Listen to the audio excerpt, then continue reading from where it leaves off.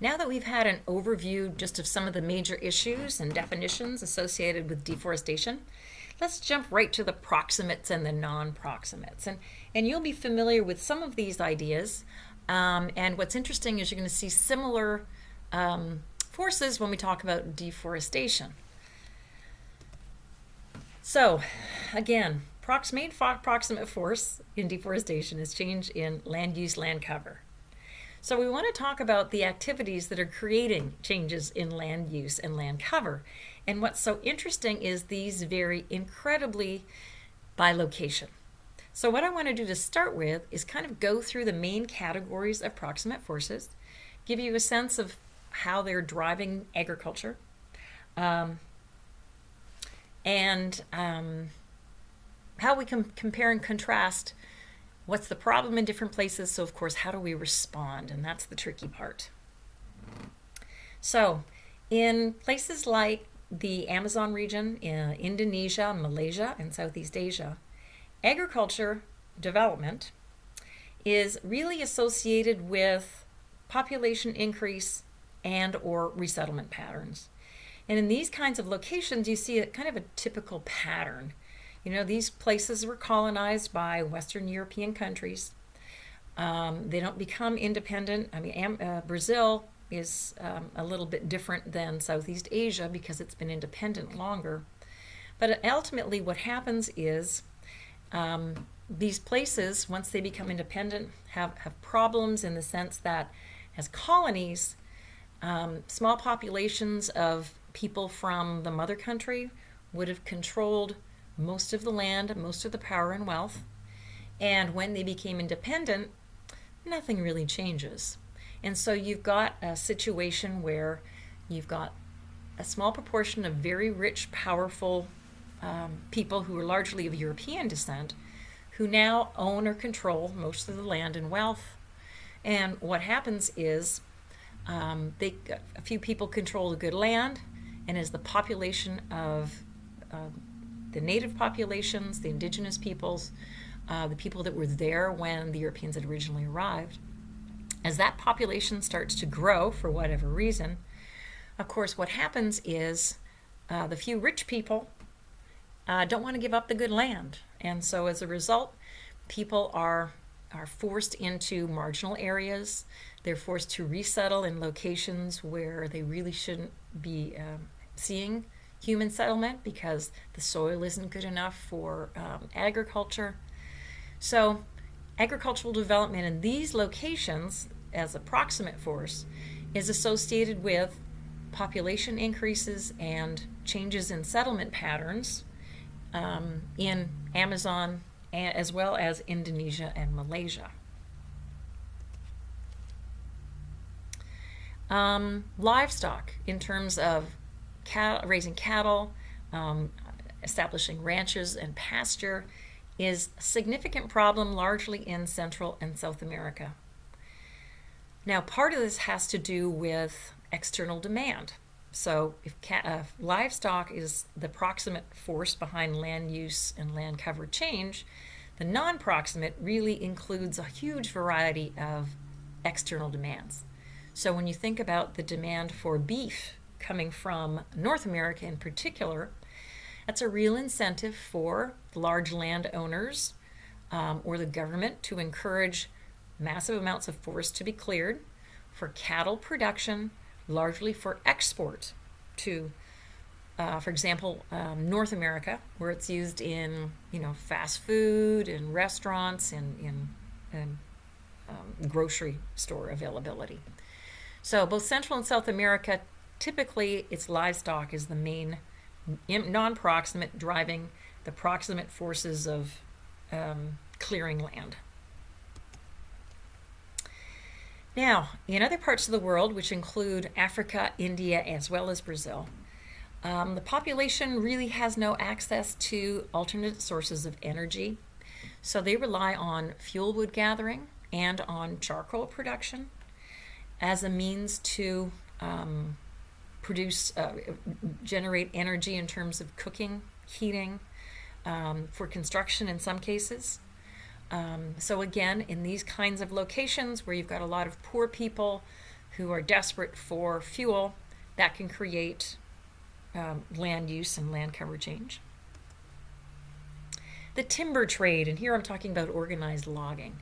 This is really the main proximate force driving land use, land cover changes in Asia and Africa and some more developed countries. For example, Canada and the United States, absolutely. It's about harvesting the wood to be cut into timber to be sold on the market as the particular driving force. Another major driver of land use and land cover change is dam construction. Now, of course, energy production is the reason why most dams are built. Canada and the United States, we have dammed almost every river that we could possibly dam in the United States, and for the purposes of either flood control, but largely it's for generation of energy, electricity from hydroelectric power. We've learned that dams in the long term will either fail or have to be retired. They have huge negative impacts on the environment, so we don't build dams anymore, large-scale dams. But Brazil, China, and Africa all still build dams for energy production in particular because they want to attract industries that need the energy, and it basically is a way to attract industry to those countries. So if we think of those as some of the main categories of forces that are driving land use, land cover change, they vary so much by location. And I think this is an interesting graphic because it shows you the main categories associated with deforestation, from livestock grazing, large-scale agriculture, small-scale agriculture, unsustainable logging, pulp plantations, that is harvesting wood for paper products, fires, making charcoal and fuel wood, mining. Deforestation is a huge issue in the interior of Brazil because forest stands in the way of extracting huge amounts of different minerals which are sold on the global market. For building infrastructure between rail and roads, and you can see bridge systems. And of course, once you build a road system, it allows people to access more and more of the forest. And as we mentioned, dams, hydroelectric power.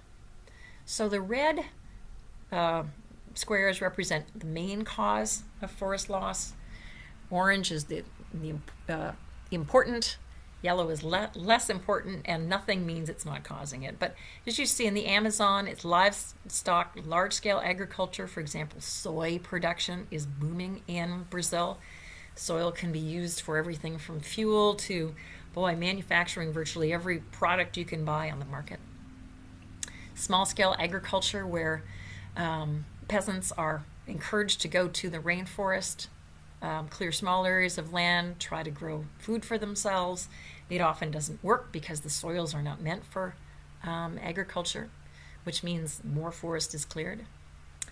Logging isn't as big a deal in Amazon because it's really not so much about timber harvest as it is clearing the land for other purposes. And you can see fires, which are used to clear the land for other purposes. Mining, hydroelectric power, and infrastructure are all significant. If we jump down to Gran Chaco is another area of the Atlantic forest, which is down through parts of Brazil, can extend into bits of Paraguay, Uruguay. A lot of that's already been cleared. Borneo, of course, over in Southeast Asia, we've got large-scale agriculture as well as logging. A lot of it's illegal. And not so much infrastructure. Let's jump down to the interior of Africa. It's not so much livestock, but more large-scale agriculture and small-scale agriculture as population's growing. Fuel wood is a major source there. If we jump down to Australia, livestock is the main one. And if we go down to Papua New Guinea, which is just north of Australia, you can see large-scale agriculture, small-scale agriculture, logging. So what makes this challenging is that, as you can see, very different forces are driving changes in land use and land cover for deforestation in different places. So there is no kind of global agreement we all can make on doing set things. We have to identify the driving forces in different regions and come up with appropriate responses. And we'll talk about that down the line. Now, if we're going to look at this in a different way, again, looking at patterns of deforestation, this is, looking at the actual causes. So commodity driven in terms of production. And this is everything from mining to soy, clearing land for soy. When we look at the yellow, it's subsistence farming. So much through the interior of sub-Saharan Africa and into West Africa, you're seeing larger and larger populations who need to produce food for themselves. So more subsistence, as well as certain areas you can see of Central America and South America. Forestry, have a look. And really these are the temperate forests, the latitudinal forests. And you can see a lot of this is actually in the higher latitudes, temperate forest, where we are extracting huge amounts of wood for construction, largely construction as opposed to fuel wood. That's for the global market. Urbanization, you can see it scattered. Of course, the east coast of the United States is a big area that's already been deforested.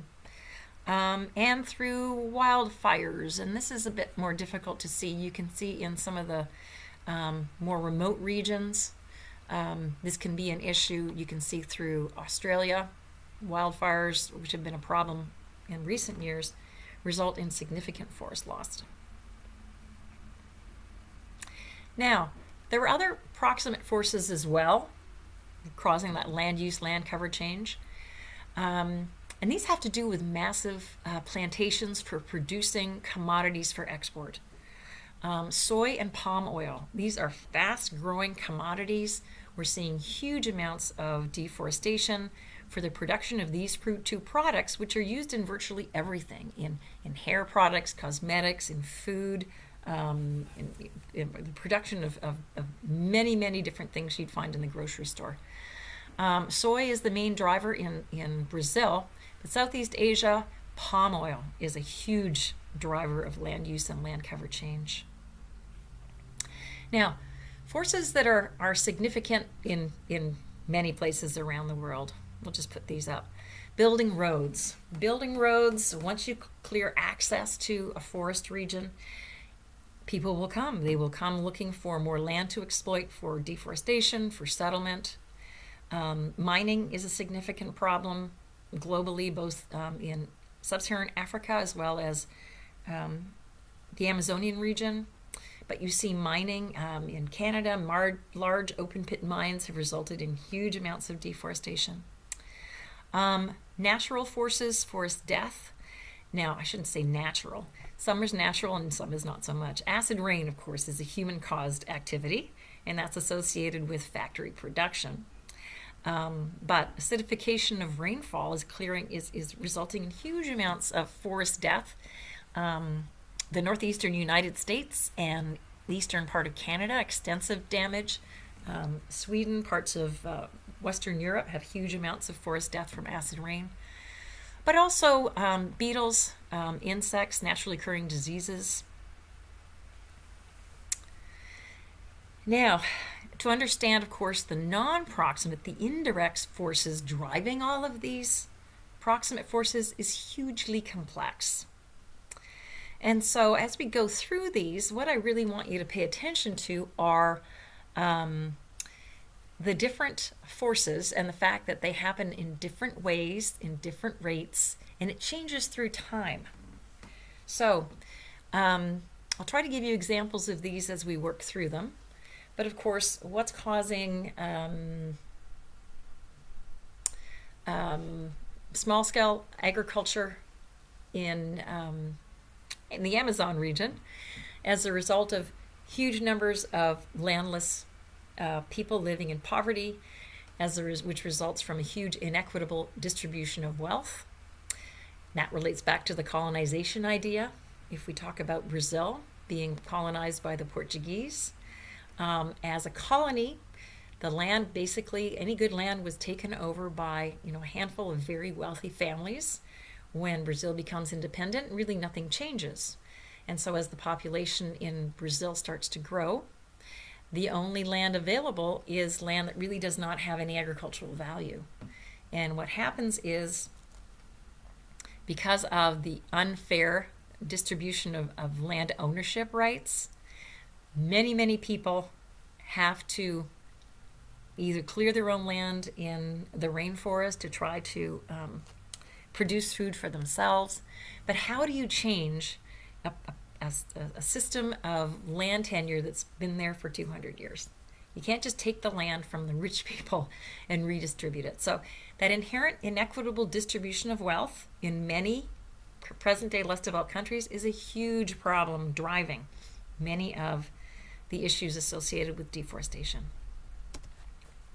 Related to that is population growth.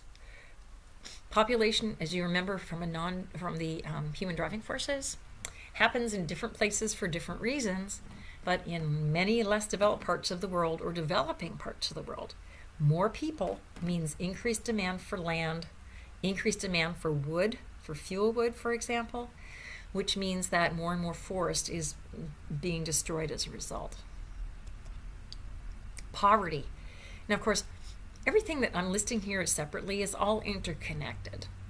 But people who are impoverished are more desperate, are more liable to use land repeatedly because they have no options. They're more likely to use land which is marginal because they have no options. As a human driving force, remember ideology?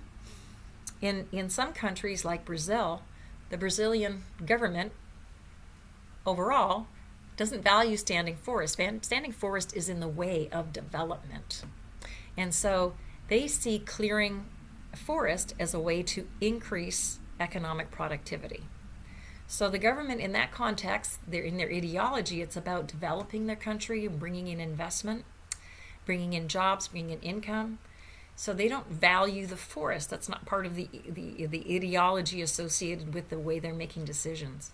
And so until you see a shift in the political economic structure of some places, you're not going to see a shift in how forests or regions are used. Many less developed countries develop their economies based on the demands of foreign markets. And Southeast Asia, classic example. They don't have a lot of resources that they can use to participate in the global economy, to bring in income. So they develop their economy to meet the needs of foreign markets. So whether that's cutting down the good rare woods in Indonesia and Southeast Asia, whether it's cutting down wood to establish plantations for palm oil production, which is in high demand around the world. Those kinds of economies, given that there really are no other options for bringing in income or investment, unfortunately, they direct their resource extraction activities to meet foreign needs. Many countries are in huge foreign debt. Less developed countries typically are in need of foreign debt to develop any kind of economic activity. Unfortunately, when they get large investment or large loans from agencies like the World Bank, those loans come in with huge, very high interest rates and very strict conditions. And so when these countries less developed countries generally, can no longer keep extracting or doing what they do to keep their economies afloat, just in order to repay interest, they start overexploiting some of their resources. Maybe it's mining, maybe it's logging, to try to at least pay the interest off on their foreign debt. So less developed countries are kind of trapped in a cycle of needing to make money to pay debt, which means overuse of resources. Greed, unfortunately, is a non-proximate that is everywhere, in the sense that when we look at large international mega corporations, They're there to make money, and that unfortunately is an overriding non-proximate force. So if we look at kind of the results, the more recent results of deforestation in some of these places, you can see the different categories of proximate and non-proximate forces when you look at the graph. So you can see that cattle ranches in this 5-year period in the Amazon was responsible for about 60% of the deforestation taking place. Small scale subsistence agriculture, maybe 30%. And in these places, this is where landless peasants are basically sent to remote areas. What happens is once you build a road, it allows access into more forest, which means that individual farm families can access more land to clear cut. And so you end up with this feather-like pattern, is described as. This is a very typical imagery associated with small-scale subsistence agriculture. Large-scale commercial agriculture, relative small percent, a lot of soy. Now, I bet in the last 10 years, since this time period, 15 years, this slice has gone up a lot. Logging, not a lot of formal logging activity is going on. A lot of the wood coming out of the Amazon is not going into the international timber market. But fires, mining, urbanization, road construction, dam construction. So overwhelmingly, you can see livestock. The government actually in the past has had a policy in place that says if you clear land and put cattle on it, the land is yours. They actually subsidize these processes. And of course, this is to meet foreign demand for beef. And again, just a different way of looking at this in terms of being driven by Western consumption demands. You can see cattle ranching in this diagram. Now here we've got same 5-year period, slightly different percentage. These things are very difficult to measure, of course, but most of it goes to cattle ranching, followed by small-scale agriculture. And in this context, here we're talking about much more organized agriculture for export. When we think of Indonesia, which has some of the rare woods, illegal logging is a major non-proximate. So you can see here through time. Now this is 05 is the most recent date on here, accurate. These were projections. But from 1950, you can see the accessibility is key. So coastal regions, a lot of this is illegally logged first, and then they start moving in. They follow the river systems because it's easier to cut wood along the edges of rivers and float the wood out to get it to global markets. And you can see the prediction now by 2020, which is now, is massive areas.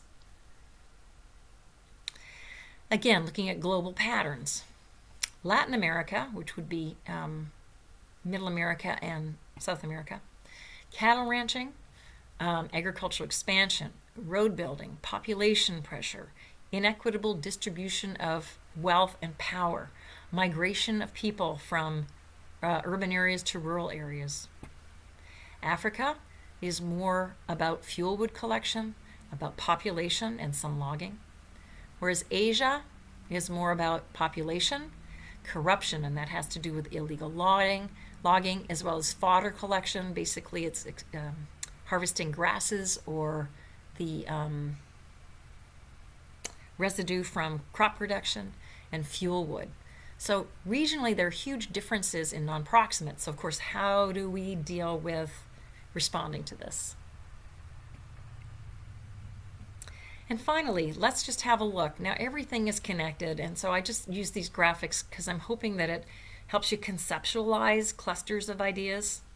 So if we look at direct and indirect, proximate and non-proximate, this is basically summarizing infrastructure extension, building highways and roads and settlements, agricultural expansion, whether it's slash and burn, which tends to be small scale, small landholders, organized cattle ranching, or whether it's wood extraction, and this is about timber. These are your main kind of categories of proximates. But as you know, the indirect or non-proximate are complex and very difficult to address. So, as you know, demographic factors, which may be a human driving force, population, natural growth, migration, movement of people, density of people changing, the distribution of people changing, economic factors, whether it's increase in price or market growth, technology as a human driving force. Oh, that political economic human driving force.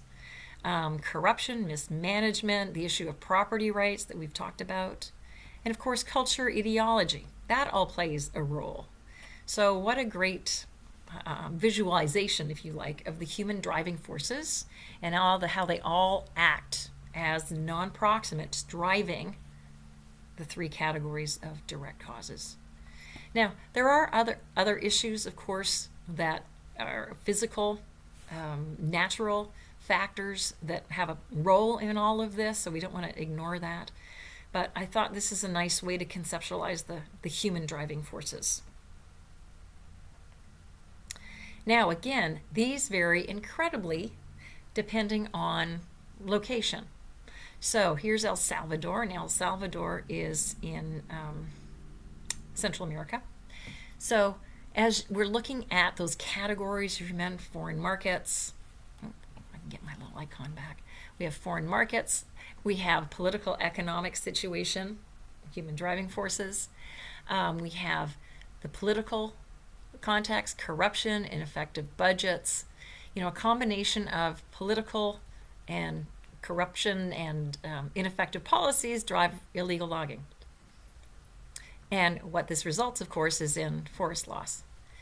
Meeting domestic market use, of course, this is the population that lives in a place, collect it for fuel wood, collect it, and this would be the soft woods and the hard woods, and for resin, because resin can be used by not just the population for constructing things, it's in demand in the international market, but all of these things lead to forest loss.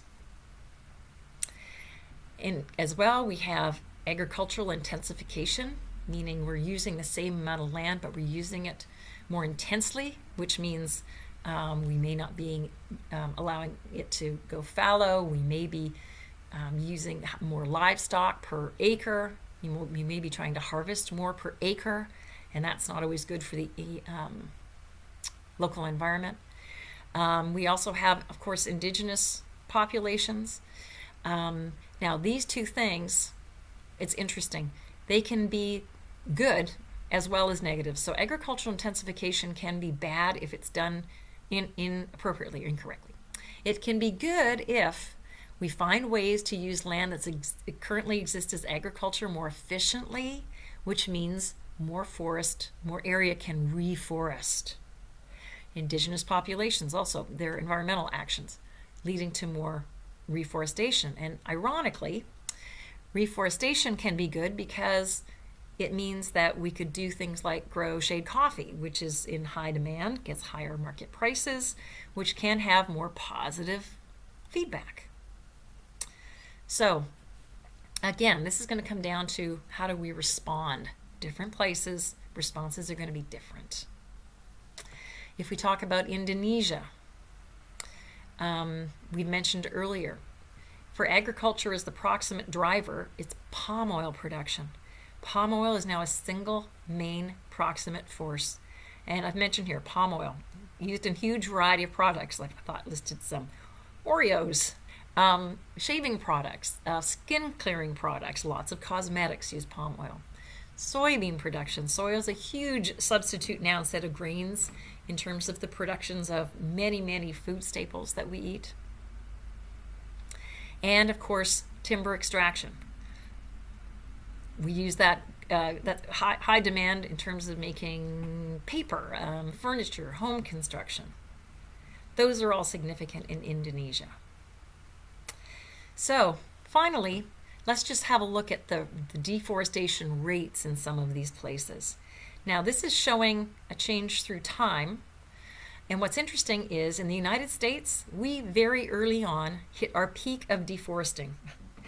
By the mid to late 1800s, we had deforested so much of the United States that by 1890s, the West was officially closed to settlement because we've deforested so intensely.